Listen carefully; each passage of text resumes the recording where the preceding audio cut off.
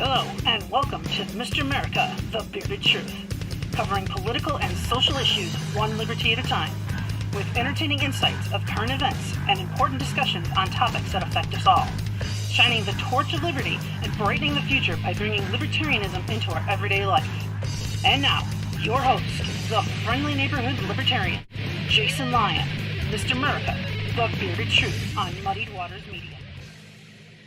Oh, baby, we're back. Friday. What a good Friday this is. Friday, the terrible tax day of April 15th, where, every libertarian seems to be a little upset, seems to be a little irritated, and all for the right reasons. But today we're not talking taxes. We're talking about something that will make you a little bit happier, hopefully, because the war on drugs, we've been fighting this for years, since the 70s when it was actually declared as such. But the war on cannabis itself, we're on the winning side of this, and we soon will. And with my guest today, William Henry, we will see some great successes, at least in Illinois. But we'll see this the conversation continue, and hopefully we'll be able to learn from William Henry today to be able to replicate what he's doing with the new 501c4. So we'll get into that conversation a little bit. Of course, as you guys heard, my name is Jason Lyon. I am Mr. America, the Bearded Truth. I am your neighborhood-friendly libertarian talking to you about all things political.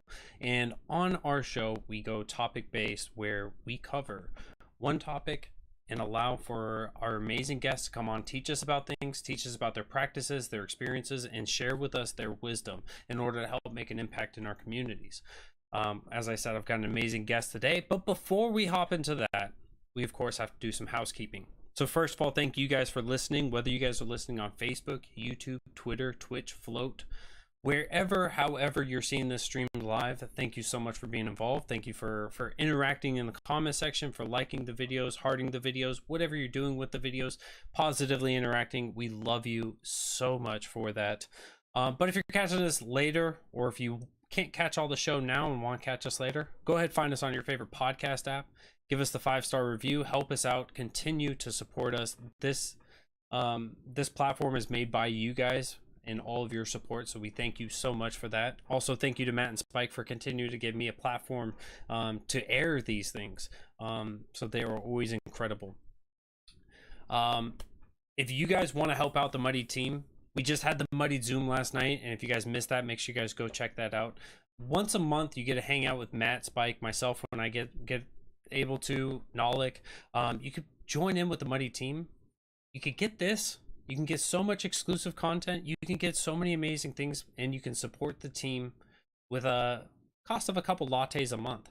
So if you guys head on over to anchor.fm/muddiedwaters/subscribe, you guys can be a part of the exclusive group, getting exclusive content, getting in on those Muddied Zooms, get to tell your jokes to Spike and Matt and whoever else is on there. You get to be a part of the community. What better reason than that, than to head on over to anchor.fm/muddiedwaters/subscribe.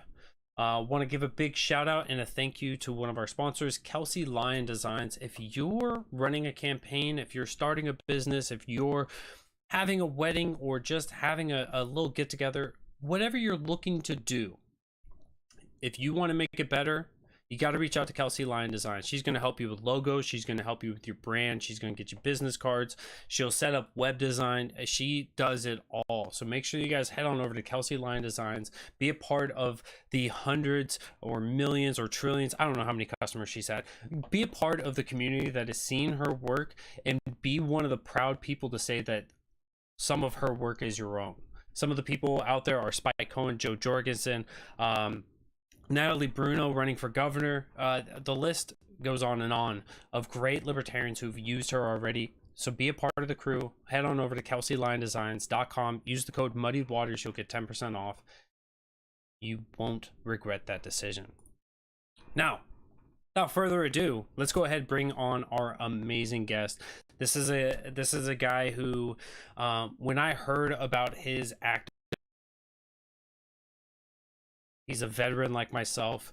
When I heard about the things that he's been able to achieve, I knew that I needed to have him on. I've heard nothing but great things about him, and I can't wait to hear the great things from him today. Please welcome with me my guest, Mr. William Henry. How's it going today? Thank you so much for having me on today, Jason. And from the wonderful state of Indiana, thank you so much. And we're going to do so much here, I think, over the next couple months that are going to make a real impact in advocacy and activism across the state. It's just a really exciting time, I think, right now to be in activism and especially like the Libertarian Party and as much movement as we're getting and as much attention and credibility as we're building Yes. as a political organization too. That's being seen across the board in many sectors. Yeah, no, it's so exciting to be a part of this movement. And I think that we'll dive into this a little bit later, but we came from the party started right after the war on drugs began. And through our efforts, it wasn't because of Republicans, it wasn't because of Democrats. It was because of our ideas and us sharing them that we've been able to see some of those Republicans and Democrats take our good ideas, make them terrible, and implement government programs. Um, but it's because of our values, our virtues that have been able to make that happen. So activists like you, of course, and activists around the country continuing to stand up in the face of authority and tyranny has been able to make this possible. So I'm incredibly excited to learn from you all the wisdom that you've had, because I know that list, the list that you have on just Illinois' LP bio just doesn't do you justice for everything that you've done. But I want to hear from you on kind of where you started out, how you got to where you are today. Let us get to know you a little bit. Sure. Yeah, I grew up in central Indiana, raised a family, joined the military, went off, I joined the National Guard, and it was supposed to be 1 weekend a month, 2 weeks a year, but it was during the ramp up, and a lot of folks in the reserve component during that time know that it was deployment after deployment that a lot of people were seeing, and when that all first started, after 9/11. A lot of folks were deploying 15 months, and then they cut it down to 12 months, and then some, branches deploy for 6 months at a time, and it just depended. But there was so much action happening, not only overseas, but there was happening here in this, in the state of Indiana. Worked at the Joint Force headquarters with the Indiana National Guard, and we worked directly with the governor's office, and we did a lot of state emergencies and those type of things. So if a tornado happened, National Guardsmen would be deployed out and help clean up and help, straighten out some of these areas that have been devastated by those impacts. So Hmm. natural weather, floods, and those type of things, and then deployed overseas a couple times, reported, I was a journalist. So everywhere I went, I took photos and I was talking to folks and learning about what we were doing in all capacities. So I got a great operational kind of overview of what we were doing overseas and really at the headquarters level of the state. As far as the National Guard and the reserve component goes, and working directly with the governor's office. So I got a great education in, how the government works and how the National Guard works with the governor and their office during these emergency situations too. And, over the last couple of years, that's come in really handy to kind of understand how all of this kind of ramped up and we are where we are now through Yeah. these legislative changes that have happened since 9/11, and giving the executive branch a lot of these powers that they have now, but using the National Guard in these capacities like they have in the injection sites and testing sites and inside the prisons and the long-term care facilities and some of these other places where these folks have been deployed. We've seen this emergency action and how they've utilized the National Guard during this. Really, it's been a giant exercise over the last couple of years, a global exercise, and we've seen that And a down to the failure. individual level. Yeah. Yeah. It's really interesting because, like, when I look at so many veterans who served in Afghanistan, served in Iraq, served in the Middle East since 9/11, really, so many of us come out of the military and we go, I see how the government functions, I see how the government works. Now I've got so many gears turning of just spitting out all these questions of, is this who we really are trusting? And it's interesting for me because I see so many veterans that have been quote unquote red pilled or turning towards the libertarianism, not red pilled as in like, you know, republicanism, but red pilled as in like small government. And I think that that distinction is very important. And so it's incredible that, you know, from your perspective, and as you said, you know, being a journalist, you got to see kind of everything get laid out, and so you get to see the blueprints of things. You get to have those higher level conversations than say a grunt or you know, somebody in infantry. So you get to see all that stuff, and then you come out and you go, I've got the blueprints now, I know how they function, I know how they work. Is that kind of what turned you into a libertarian activist on some of these issues?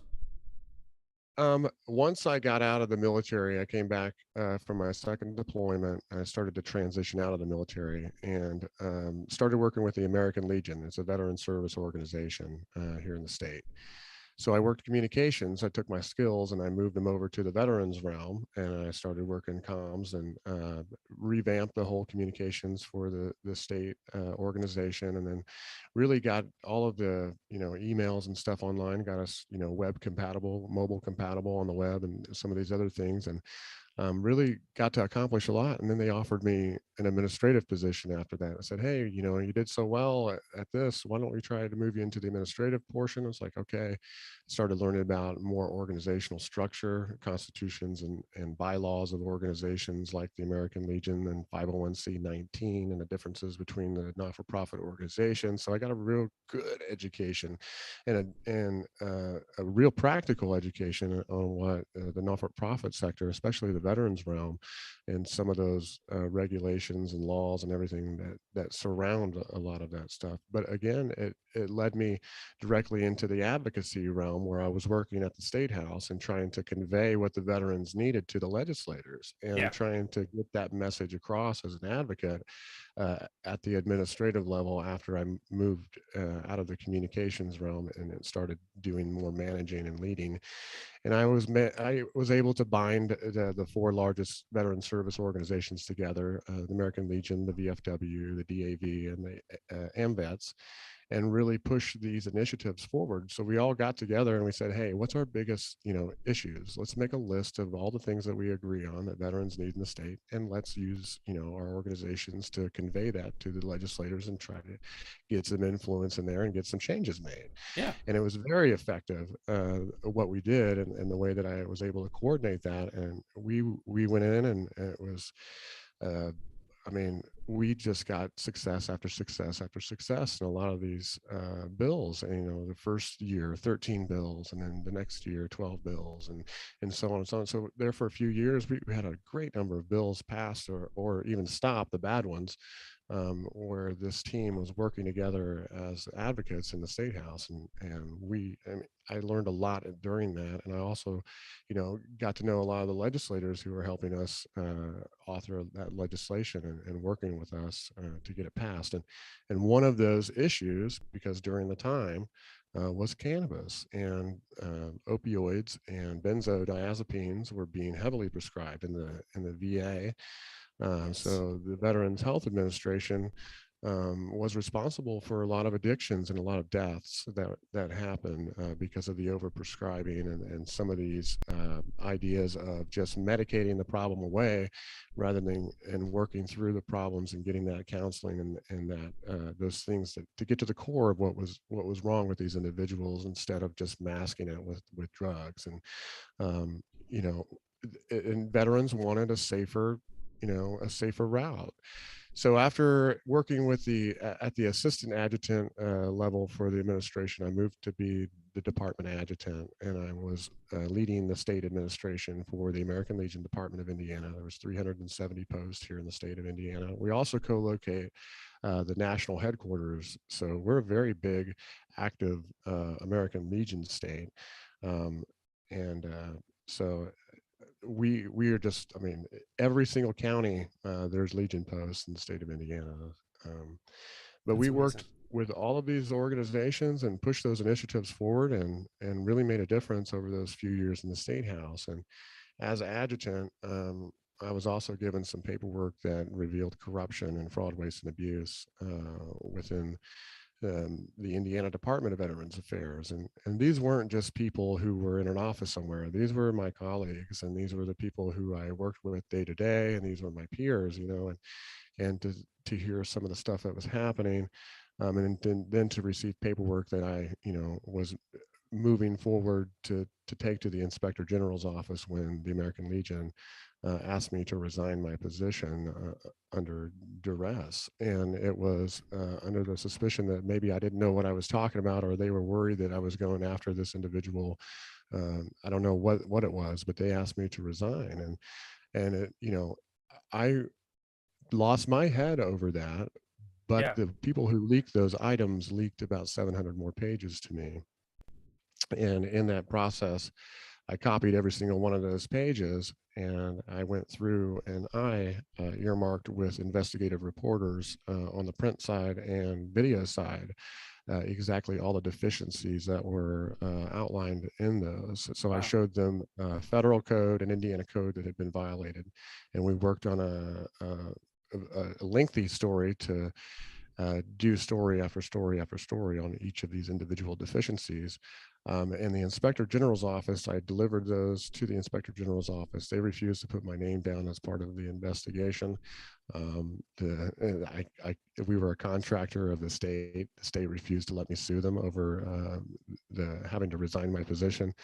But what came out of that was a lot of education on my part and what people have to go through to call the government out on corruption and fraud, waste, and Yes. abuse. And I learned a lot in that process. And and that's really why I want to help advocate and activate against some of these things that have been happening in the state. So after I left the Legion, in the state, I started working with Indiana Normal more closely, and I became a board member after that with Indiana Normal organization. And the Indiana Normal organization and the Normal organization altogether came about around the same time the Libertarian Party did, and they arose because of what was happening across the board, and people were seeing those constitutional violations happening, and they wanted to rise up some of these organizations to educate and push back against some of this stuff. So Normal was born out of that too, around the same time, Hmm. and it was primarily focused on changing marijuana laws and getting legalization back So I think to the. so when you were talking, right, we were talking about like the VA and how they were prescribing a lot of prescription pills, and certainly when I went through and was seeking treatment through the VA, that was kind of was their thing. They were just like, either here's some meds that aren't going to help you, or here's some meds that are tester meds. We'll see how well this is going to work out for you. And it's like, well, that one went poorly. They're like, well, here's another tester med.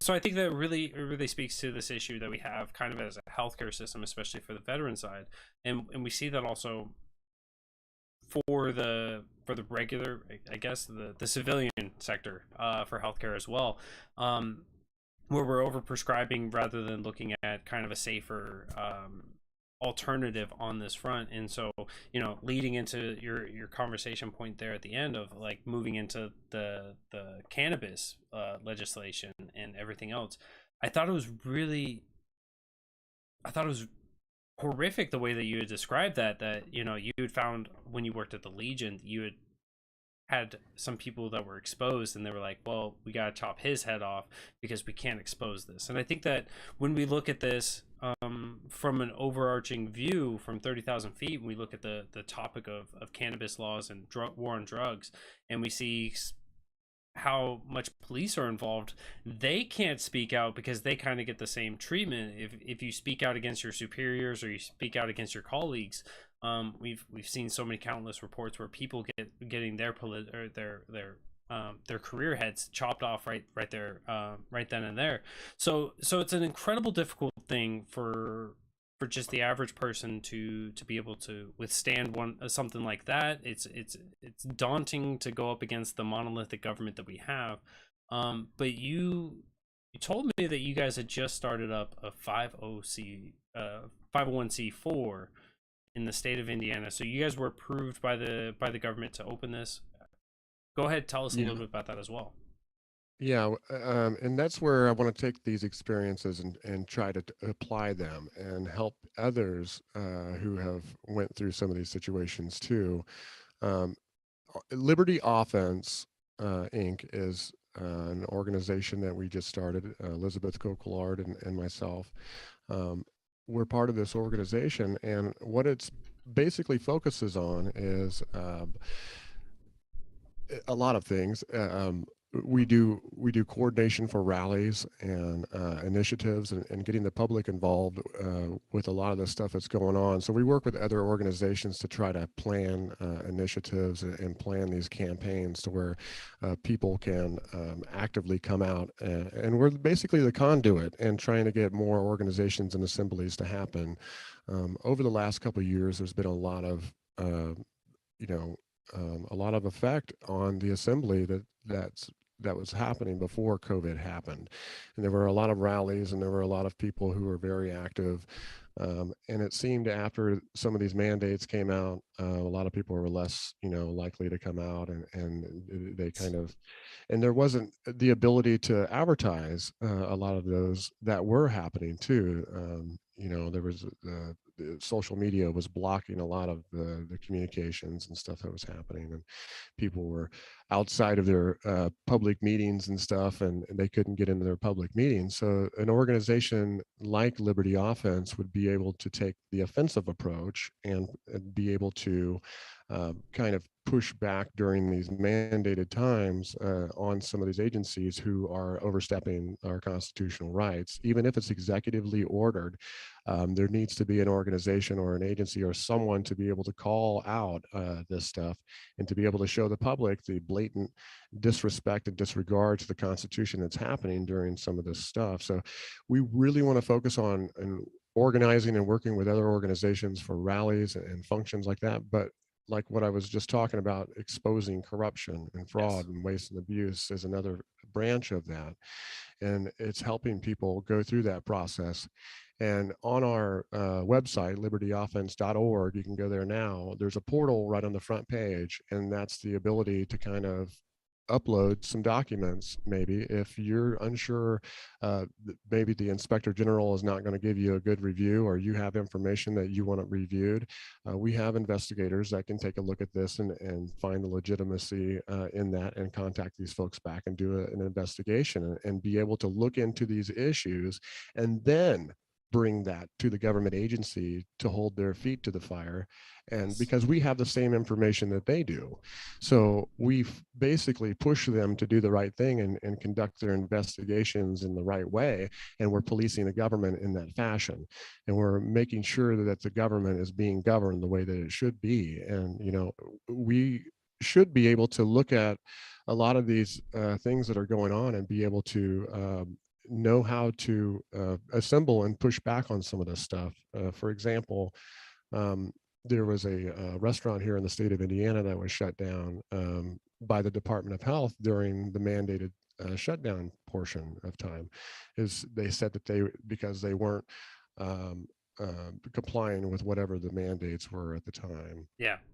Well, that affected the business, that affected their money, that affected their income, and there was really no proof what was happening was at the extent of what the government was saying it was, and they used this agency to go after this private business and try to affect their business when they didn't really have the constitutional right to do so. So an organization like ours would help work with other organizations to coordinate a call, uh, you know, so people can have a call session, a letter session, a sit-in, go visit these folks at their offices. And a lot of times when we're advocating, we are advocating to the legislative branch, and people forget there's two other branches Yep.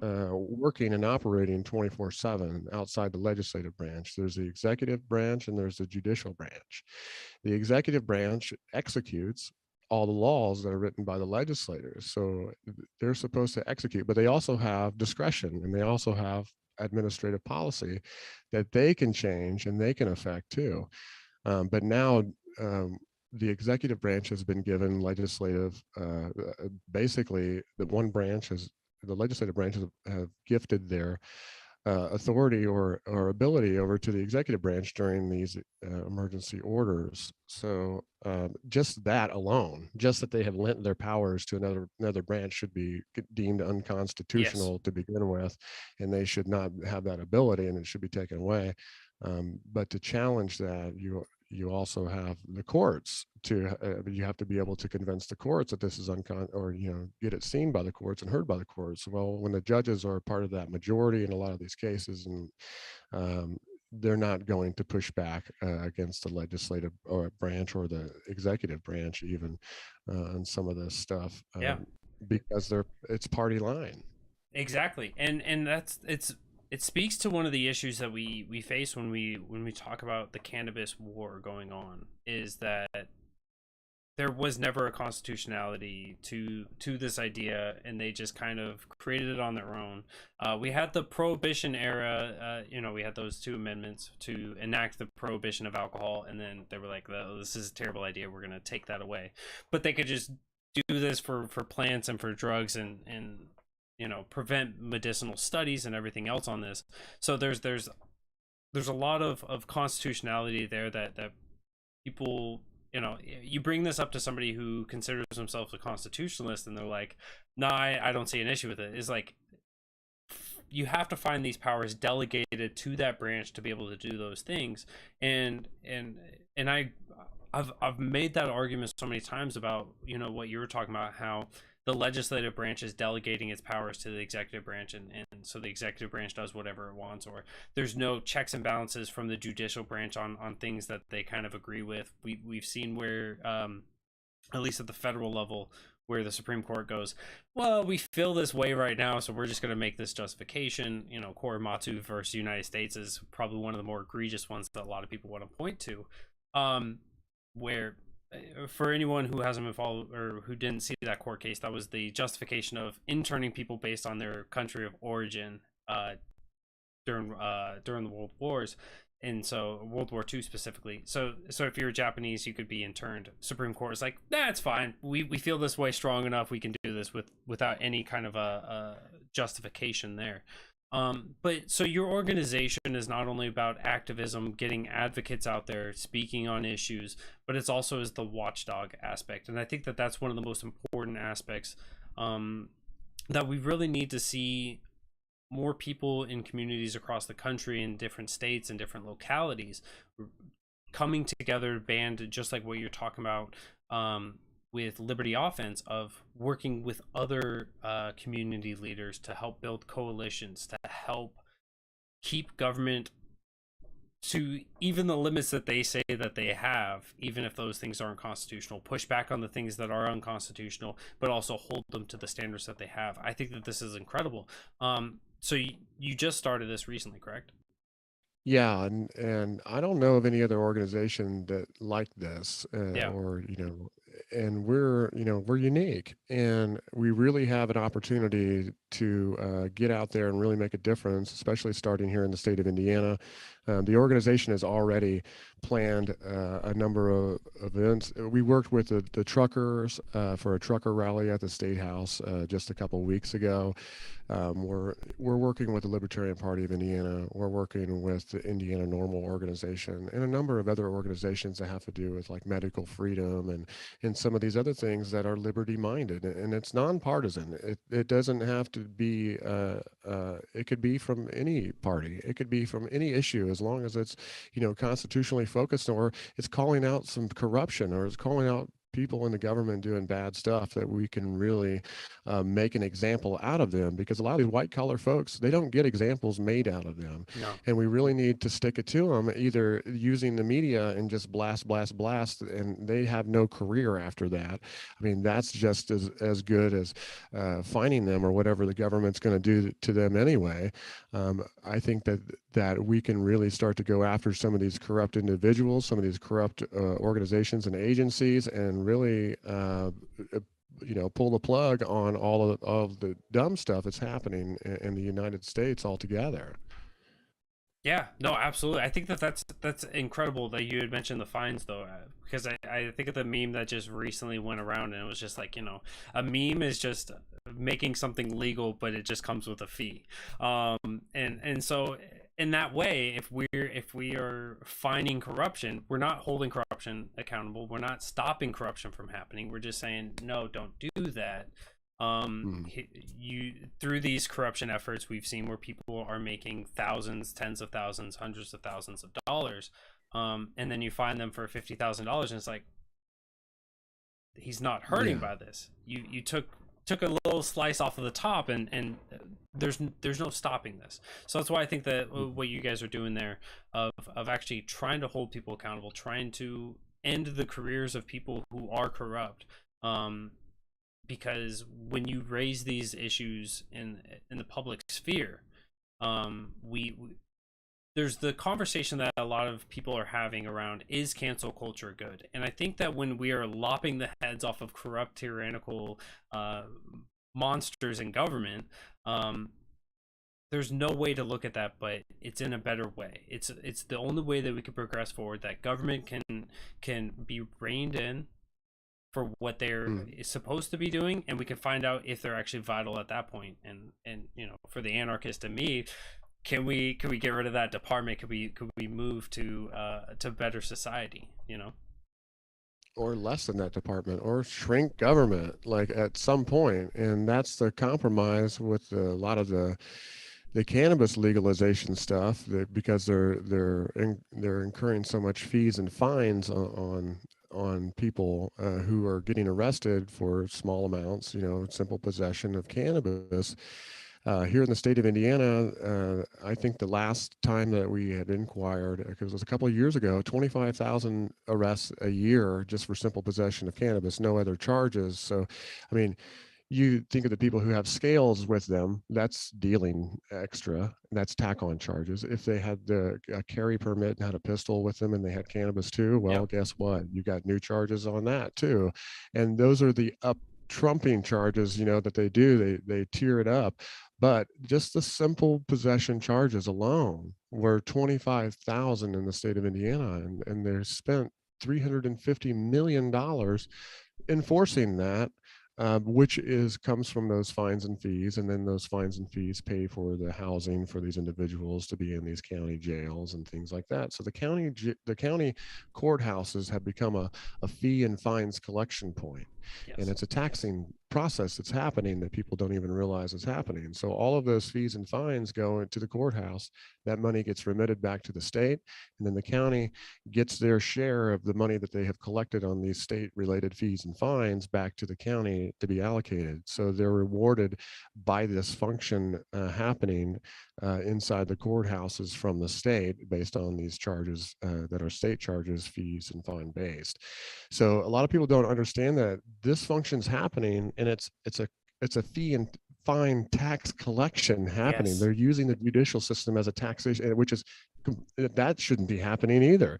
But we're doing it right now as we speak. When people get pulled over for a simple thing like a headlight, and they didn't get a warning, they got a ticket. Now they got to go pay that. Well, that money comes right back to the county in some form by the state if it's a violation of Indiana code. So that function is happening, and we're using our courthouses for this, and especially in the realm of cannabis, we're attacking our own communities. We're Yes. hurting people in our own communities, trying to self-medicate and use a substance that is completely legal in the states around us. So Michigan, Illinois, Ohio has a medical program, and the Kentucky governor was trying to. There was talks of executive action, maybe, that he's trying to push to get some sort of legalization happening there. But we're completely surrounded by states, and we have a robust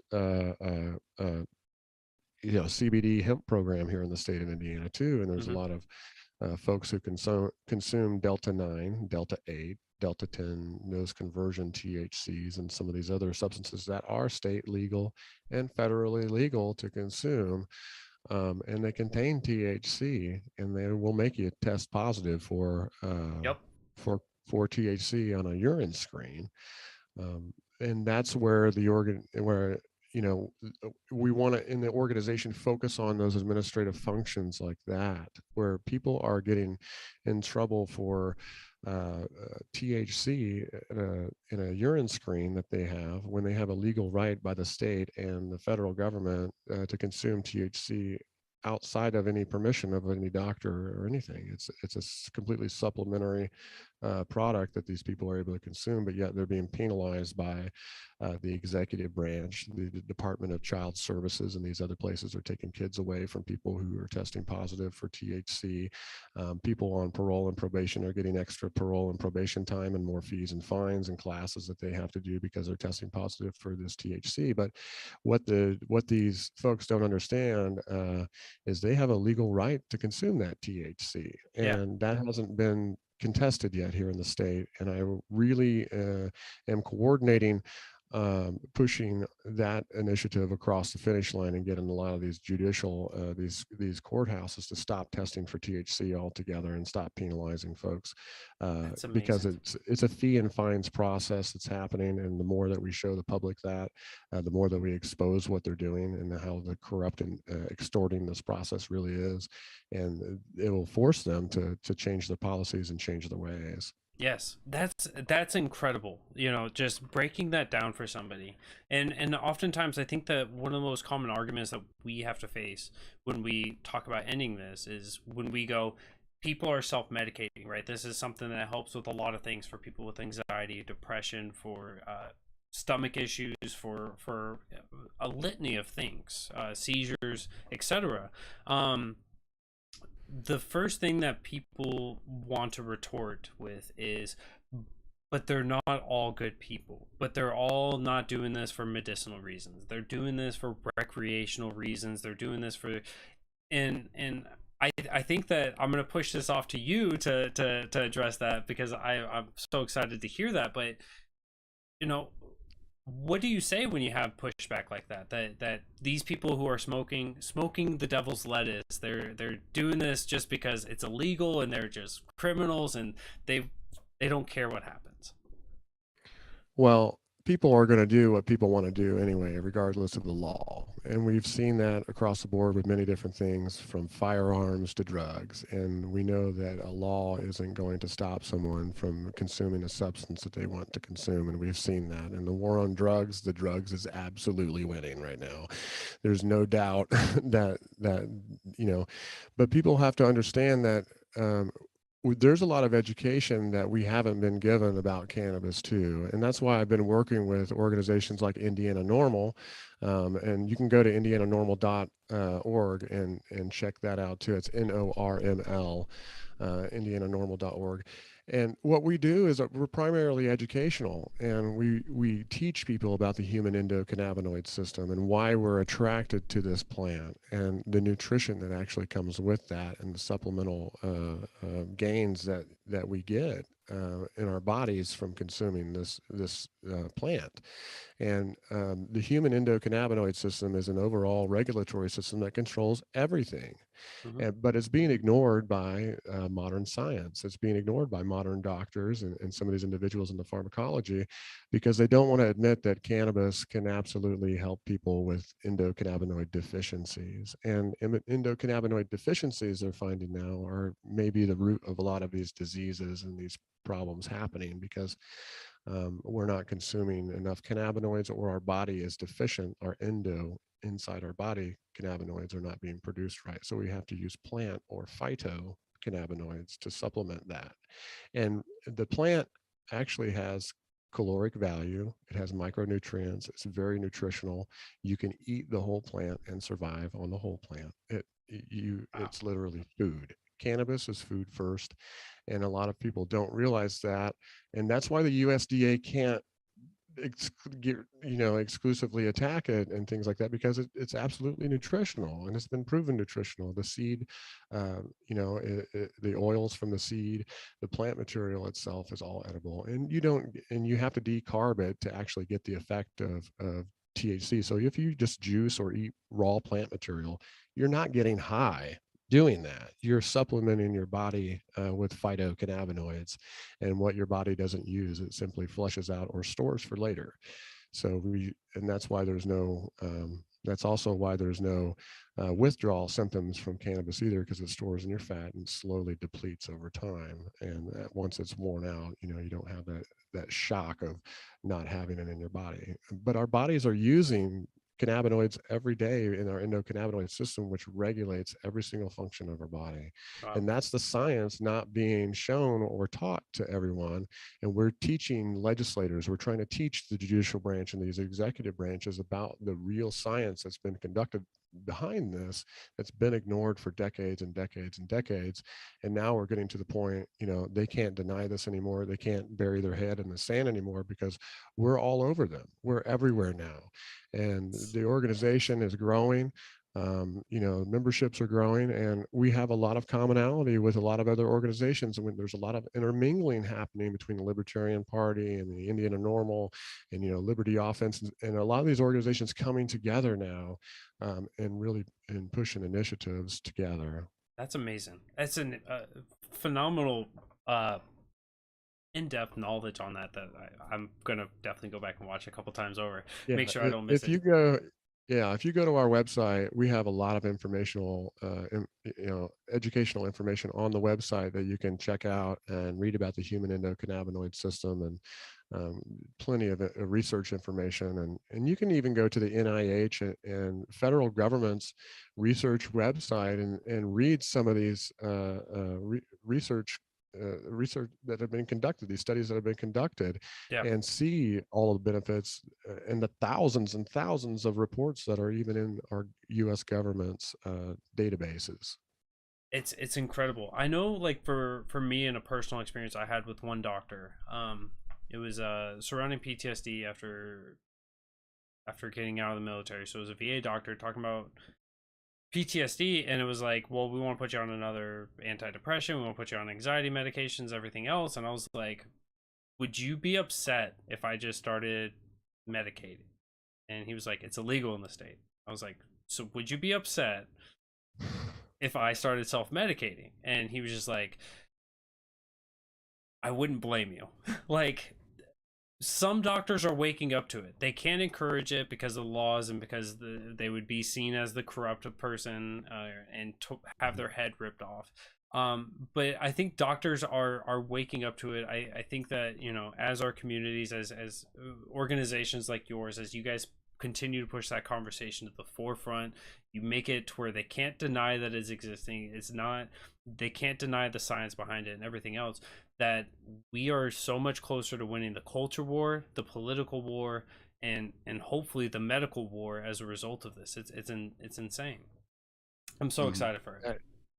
Yeah, absolutely. And yeah, we're really moving things forward. And I think things are really changing. And the organization has made great strides here in the state. We work with a number of people who are in the medical community, who have written reports about cannabinoids and the human endocannabinoid system here in the state. And we have a great team of, we've got lawyers on our team. We've got all types of people who have been working with our organization too. And we've got great support across all the communities in the state. And, the prosecutor in Marion County, where Indianapolis is, our organization worked with him as he was transitioning into his position, and he decriminalized, through his own prosecutorial discretion, 2 ounces or less. That he said that he is not going to prosecute anyone who's accused of possession of 2 ounces or less, who's an adult, not doing anything. So he effectively was able to decriminalize in Marion County, and the state government, they went after him, trying to take away those prosecutorial discretions that were given to them through Indiana code. So they were trying to change that law so they could, allow the attorney general to go after some of these prosecutors who supposedly weren't doing their job or holding these people accountable to some of these smaller offenses that they just simply don't have the resources to handle. And Yeah. and he's like, look, we've got real crimes happening here in the city. We've got people being murdered. We have people, being raped. We have kids being hurt. We need to go after these real criminals. We don't have this kind of resources anymore. It's stupid. It changed the way that a lot of people thought about cannabis too. It's seeing this leader kind of take that approach, and then the city county council supported him with a resolution in that endeavor too. So he got Wow. support from the city county council as well. So that was really a breakthrough happening, that the Indiana Normal organization and those volunteers within our ranks help make happen, and help coordinate that, working with our public officials. So we want more of that. We want to work with the prosecutors. We want to work with the sheriffs. We want to work with these judges, and see more citations rather than jailing, or at least minimizing some of these things around the state that we can effectively do, at least administratively, or at the discretion of some of these in the law enforcement community.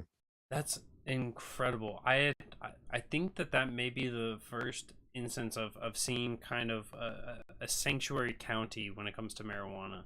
Mhm. I think that that's incredible. When we're having the national conversations around sanctuary states and municipalities for immigrants, when we were talking about it for some of the red states, we're talking about second sanctuary states for the Second Amendment. I I never thought about having that for specific aspects of the war on drug, and I think that that's an incredible movement forward, and like you were saying, like that causes people to shift gears and go, and now I actually have to think about why it should be wrong, why it should be illegal, and when you to use your 501c4 to put liberty on the offense and to go, now you have to defend why this exists, you'll see people get stumped over and over again when you come through with the information that you've provided, and so much more from your website. They're stumped, they're stuck. I think that Yeah. people need to look at you and your organization and what you guys are doing and replicate this in every single state. Absolutely, and I think that if more organizations were like this, and took the offensive approach, and really uh, it stood up and went for some of these violations, and really eliminated some of this stuff, we would have a lot less problems. And we've seen a lot of the organizations over the years now kind of dwindle.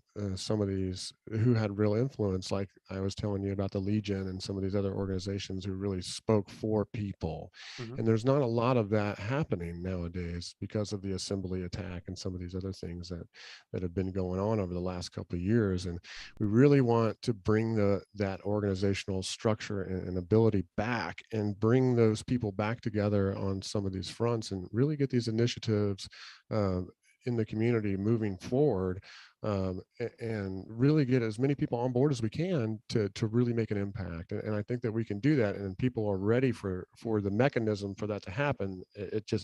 Everybody's been waiting. What do I do? How do I do it? Yes. Well, now we're going to show you how we do it. Now we're going to help organize that, and now we're going to help really get things changed here in the state, and hopefully throughout the United States altogether. That's incredible. Oh, so I see that we're coming up 10 minutes left for the show, but I with I think that that's a perfect spot for this. Where can we find you? Where is everything? How do we find William Henry? His roadmap to success on this. Go ahead, plug all of your websites, all of your organizations, everything that you've been doing. Go ahead, plug everything. Well, you can Go ahead. well, you can find me, and I've got my hands in a lot of stuff right now. Like I've been talking, I've got the Liberty Offense. You can go to libertyoffense.org. We've got Indiana Normal. You can go to indiananormal.org. You can Libertarian Party of Indiana. I've been working very closely with them, and they're helping out a whole lot. You go to lpin.org. Um, you know, I'm on Facebook, I'm on Instagram, I'm across, all of those platforms. You can find me there. Really, we've got these events coming up here in the next couple of weeks. We've got the 420 event, and Ryan Mears in Indianapolis. We'll be at American Legion Post 34 in Indianapolis on 420. Ryan Mears, the county prosecutor, is scheduled to speak and be there. Some past state senators, and maybe some other elected officials will be there. But it is a veterans 420 anodyne party, and anodyne means self-treatment. So there'll be some folks partaking there at a Legion post outside, and at the venue. Hopefully, we have good weather for 420 to be outside. But if not, it's family-friendly atmosphere. It's a family-friendly post. with a cannabis friendly atmosphere. And a lot of I hosted an event there on New Year's Eve where tried to bring people in and raise money for Hoosier Veterans Assistance Foundation, which is a homeless veterans organization in Indianapolis. Raise money for them, raffling off cannabis related products, and they're a very pro cannabis post. They know that this benefits veterans, and they're very supportive. And the state of Indiana, our Legion, passed a resolution in support of that too, and we work with the other organizations to do the same too. But we've got that event coming up on 420, and then there's a, I'm currently facing possession charges right now in Morgan County, the county just south of Marion County, and there is a pretrial rally being coordinated for that event on Thursday, April 28th.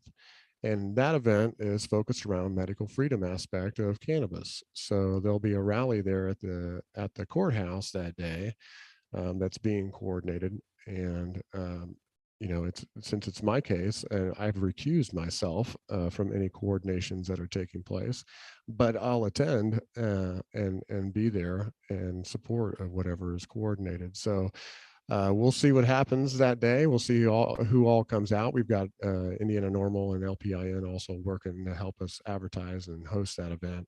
And I think it'll be a great success. We just need a lot of people to come out and support. And, I think a lot of people will. That's incredible. It sucks to see that you have to put your skin in the game in that way. I know like it wasn't intentional, but I think that being able to take this opportunity to have organizations that you've worked with in the past come together to create these rallies to help educate people who haven't really seen this a lot, because we of course are not the quote unquote normies that are dealing everyday life the same as everyone else. We get involved, we get engaged, we get educated, and we take to activism. So I think it's going to be incredible to see how that plays out in your case of being able to have those conversations and doing everything you're doing. Oh yeah, and my case, there's nothing special about my case. It's just like everybody else's case, where they get, lifted for, whatever they're suspected for possessing, and they have to go through those processes through the judicial system because of that. And going through that and learning that and understanding that too, I asked for a jury trial, and they granted me the jury trial without. I didn't even have a lawyer at the time, but they granted me the jury trial, expecting me to go in pro se, I guess. But the thing is that the lawyer I have has been practicing for a long time, and he's never had a misdemeanor possession jury trial in the state. And he's had, I think he said over 100 jury cases that and he's one of the major defenders here in the state for possession. And over those many years that he's practiced, and all the jury trials, he's never seen one granted for a misdemeanor possession. So this could really make a difference in the state if we can get those folks on board with the medical freedom aspect. And understand I'm a disabled veteran. I have to use this substance in lieu of alcohol. I have to use this in lieu of Yes. opioids and benzodiazepines. And would you rather me be alcoholed up and dying from opioids and benzos? And I think that the government would rather have that. Yes. But I'm not having that. And so that's why I'm standing up, and I said, you know what, they offered me some minor time and some diversion on this, and it's all in fees and fines. They just want their money. And to bring the fight back and to bring it in front of my peers and let them be the judge of me, 6 of my peers be the judge of me for whatever I'm suspected of doing in this situation. So let them be the judge, let them hear the facts, let them understand what their ability is. And here in the state of Indiana, Article 1, Section 19, the jury shall be the judge of the facts and the law. It's in our Constitution. If you read that, the jury, we have a nullification section there for that, specifically in our state constitution, and these folks have the power to nullify this as well.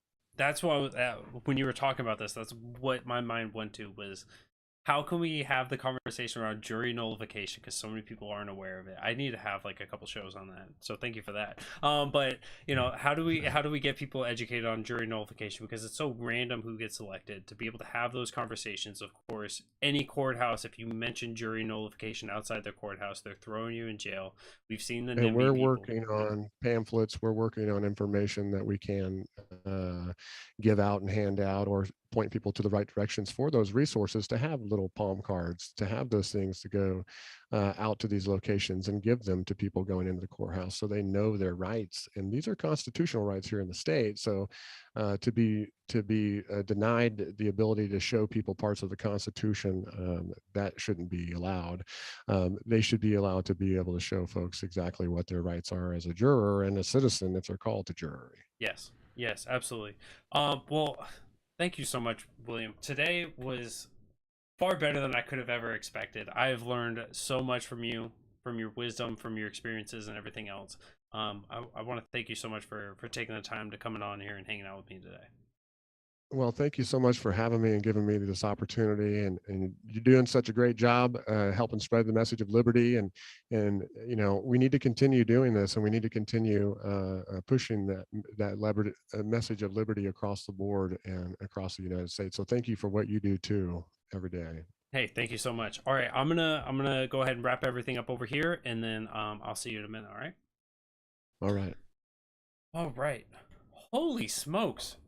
I've learned a lot. I hope you guys have been able to get a good bit of information in that as well. I'm so excited to have had that opportunity. And so, as William had shared, you know, you guys can go find out more on libertyoffense.org. Get plugged in. If you're in Indiana, get plugged into those events. Go step out there. Go help change hearts and minds. Help us win on this issue. We can be the difference. We have the capacity. We have the capability. We have hearts. We have blood flowing, and we can put that to good use. So make sure you guys are out there. If you guys are in Indiana, do that. If you guys are not, find ways to learn as much as you can about William Henry, his path, and learn from his experiences and learn from what he's done. Replicate that in your own communities, in your state. Get involved, get engaged, and we can win this war on drugs. Because the drugs have already won. Now it's the time for the people to benefit from that winning. But with that, we do have the doubleheader coming up tonight. So tonight, 8 p.m., I will be back with you guys once again. We're going to be learning about how to pivot somebody in a conversation to take them away from their own biases and to actually hear what you're saying. Something that we don't see a lot from the Republicans. So make sure you guys are tuning back in here tonight, 8 p.m. Eastern. And then next week, Tuesday, you've got Matt and Spike running in with Muddy Waters of Freedom. They're going to be traversing those muddied waters together, and it's always one hell of a show. Make sure you guys are tuning in for that. Wednesday night, Spike Cohen, My Fellow Americans, and Thursday night, The Writer's Block with Matt Wright. All those will be at 8-ish p.m. Eastern, so make sure you guys don't miss out on that. And then next Friday, I'll be back again, 2 p.m. Hope you guys all have an amazing day, an amazing night. And I'll see you guys tonight at 8 p.m. If not, I hope you guys have a great weekend, and I'll see you guys here soon.